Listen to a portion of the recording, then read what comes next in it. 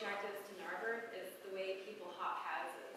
You know, you have someone who starts out in a small house, starts a family, they upgrade to the bigger house, and then when their family moves out and they retire, they bump back down to the small house. So that's so appealing to me. Like, Narberth can meet your needs throughout every chapter of your life. And I think that it's really important that we need to step up and say, no, don't come to Dudley and tear down the little 1,200 square foot house and put a 3,000 square foot house there. I mean, families are not, I mean, I know I moved to Narberth and bought with one child and one on the way, but young families are not the only people that are looking to buy and move to Narberth. My parents who are stuck in Louisiana and all their kids are gone now, they're retired and they're like, you know what, we love Narberth, we love the walkability, we don't want to give that up, but we don't want the big house anymore. So if we could come to a place like Narberth and buy the small little house and still have access to the amenities within walking distance without the big house and the big yard and all of that, I just think that you need that lower price point to get someone like it's my important to husband keep and those I. homes in our house. Yeah, I mean, you need that variety of housing stock for many reasons. And that's the point, and that also is the variety of the housing stock. It's a good point. You have your Conway Avenue twins where we started out. Now we live on a bigger house in Savon Avenue. We started in a small house, and the inventory is so varied. And it's not bad to have such a variety. But if you say, no, you can't take any houses and tear them down, because you want to keep all 200 or 300 or 1,200 square foot houses. That's not particularly realistic to the diversity that Narberth has and the diversity that Narberth is in the diversified tracks. At the rate, if I could just add one more thing, at the rate we're going, a company like Prayer that's coming into the neighborhood, they see a house like the house on Dudley that went on the market as a fixer-upper for 200-something thousand. They outbid any other offer on the table. They had the means to do it. So, I mean, they're coming in and they're scooping up that housing stock and they're flipping it for $1 million or $800,000. That's what's happening. Because they made the houses really in the sad. borough. They made the house in the borough need a new kitchen. They need something in there. Yeah. And it's sort of the values of when it goes to sale and come to you. But I agree with you in terms of housing stock for every generation. I came here with my babies. My other babies are through college and they're out.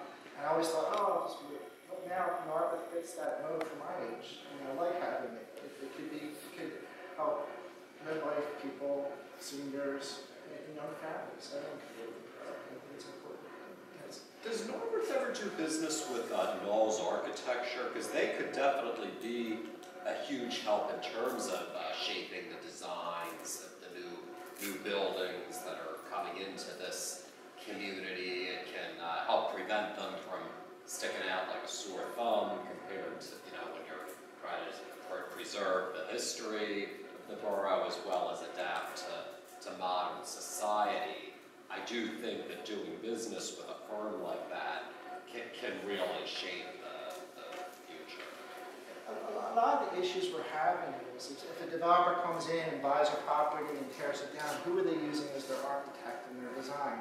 And how can we become a resource for that person? Or give them incentives, or maybe make it some prohibitions. What kind of incentive are you going to give the company that just wants to make money to pay an architect when they've got a bunch of stock designs and they've got, you know, an engineer and staff who can easily alter them to comply? I think it's something we should have to talk about in terms of it's a sweet and sour. You can go sour and say you can't do this, you can't do that, you can't do that.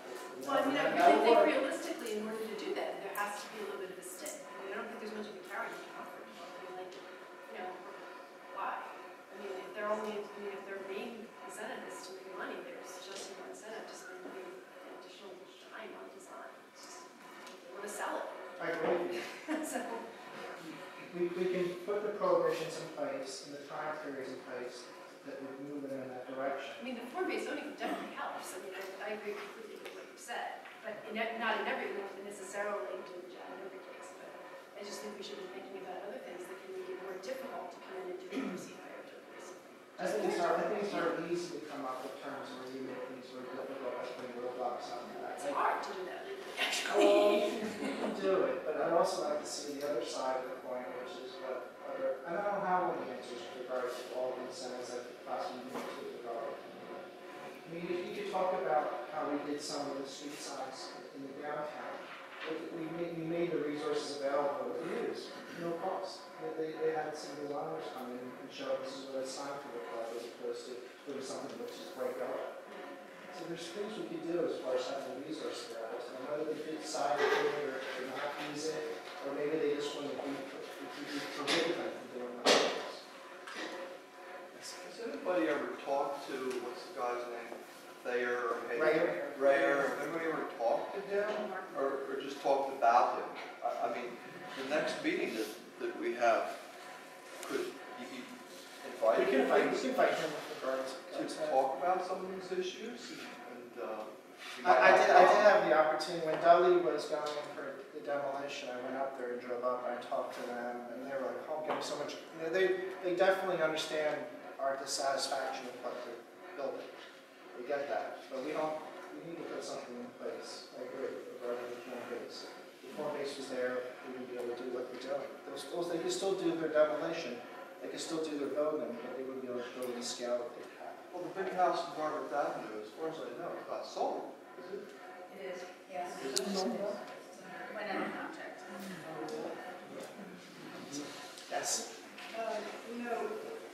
As I understand it, there used to be a rule that any building had to be, any new structure had to be 11 feet back from any existing structure.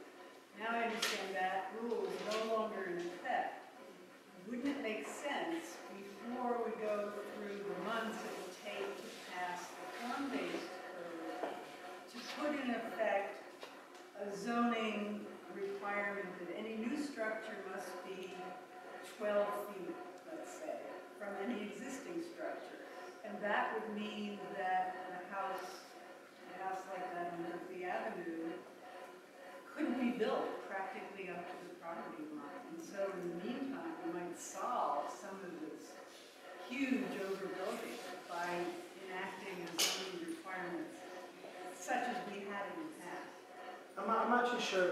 I understand what you're saying with regard to the setback issues, but I think the form-based zoning code does Yeah, address but we that. don't have the formation. No, well, you're working under an existing code right now that does have setback requirements, and that hasn't changed. It's like you've had a code you've been using for years. You've got setback requirements because of that. When the form-based code comes in, there'll be a different rule. But I don't think there's been anything interim. I think, what is it now? What is the setback requirement? They vary depending on the zone. It's like I 8 was feet told- for R3, I guess, 7 feet for R2, which I'm quite familiar with. I could talk about it in a little while, or I guess I could talk. Yeah, if you have information. I know there is, I'm not sure. There are various setbacks, depending on the, I guess, how the district's set up and stuff. One of my concerns, I guess, is, I mean, things I love about Narberth is our small community. They can walk to the train station and other items, that our small town community. It's a nice feeling. Narberth is a small town. We all know each other for the most part and stuff. So that's a nice thing. It is concerning, I guess, one of the issues is setbacks and stuff from properties and what can be built. There are garages that may be built in existing setbacks, and then there's the possibility for expansions and stuff. One of the things we have, I live on 314 North Essex Avenue, right next door to the church house. A lot of people know the church house, and across the street, the large church that just got redeveloped and stuff. And I like that they kept that existing structure.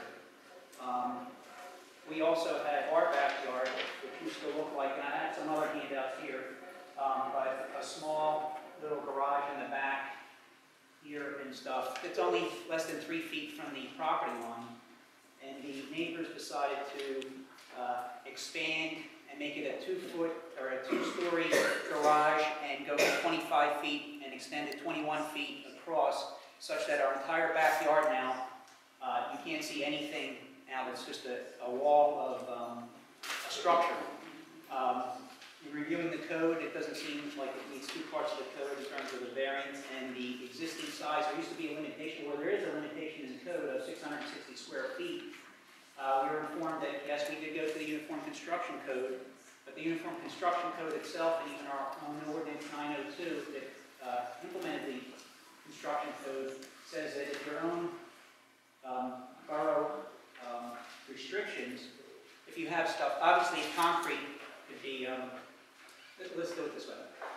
That if we had restrictions in terms of size, that would limit. Somebody had before thought to say 3-car garage would be 660 square feet. But unfortunately, the new garage here is 1,200 square feet footprint, let alone another 800 or so for the second floor. So it's unfortunate and discouraging that even our own code we may not be following currently. But that's the thing is, we've been talking about form-based code for so long, we're depending on going to that. But some of the things, we might be able to take some quicker actions in our current code, implement something in that in the interim that might help us to some of these issues that we are currently having. I don't disagree with the form-based code. We have given some feedback and improvements that at last night's building and zoning board, and they're going to take those under consideration with that. So I appreciate everybody listening. I just have some handouts maybe just so you can see what possibly could happen even under today's code, but if it was followed, may not be.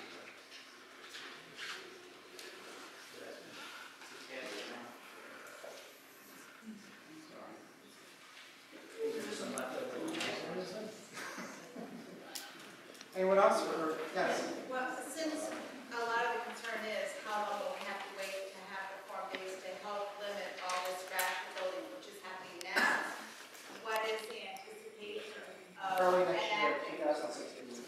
Okay. Sorry. Early 2016, it should be adopted. So Raider is already building the two he's doing. There's another property I know that he has his eyes and money in.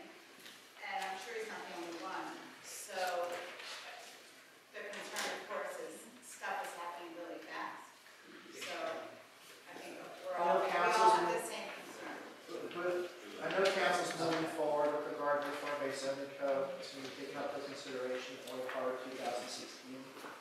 Hopefully it'll get passed and we'll move forward with that and put a stop, not stop, but at least control that which with development, which is going on. Thank you, Chuck. I'm hearing to talk about incentives and then things we want to encourage and things we want to discourage. And I want to pick up on something that Michelle said, which is we were using the word we, I think, and I think part of the issue is that there hasn't been any we. It's been one person, the zoning officer, who has given out permits, and so there was no we. There have been many situations, I think, that have caused concern when the neighbors, literally the next door neighbors, had no idea that the house next to them was going to be torn down, nor did they know that a giant garage was going to go up a couple feet from their property. So there's been no we. There's been one person, and I think I would certainly hope for the future that we can create a we, and that there will be a way for the community to know. And I know Sean has intentions of doing things like that, because as it is, building permits are issued by the law says they have to be displayed on the property. They're not. There's no consequence if they're not. So often people have been upset because they've been totally in the dark, or they suddenly find out that this church has been purchased by a developer who plans to put offices in, and the people who live around there had no clue that was coming.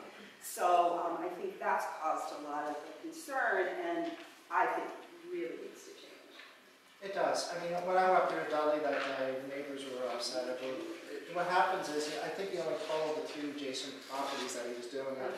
And someone came out and said, if I knew, I would have moved my car, because this was right in the way of all You the have construction kids vehicles which are playing in coming your through. yard and look out and see that the house next door is coming down. Literally. And I've asked at meetings, so there's no requirement to tell your neighbors that this is happening. I was told, no, there's no There are no requirement. requirements. The question is whether we move that to the full block and encompass a larger group of people and give that notice out. Yeah, even next door neighbors were not told. They were not. Yes. I'm actually very concerned. I'd like something to be done about the present rash of demolition, but I'm very concerned that the new form-based zoning code has not been thought out carefully enough, and pushing it through sooner than it's ready is a mistake. And although I'd like something to happen to stop these things from, I don't think that the new form-based zoning code as it is now will stop it or even provide enough disincentives for it.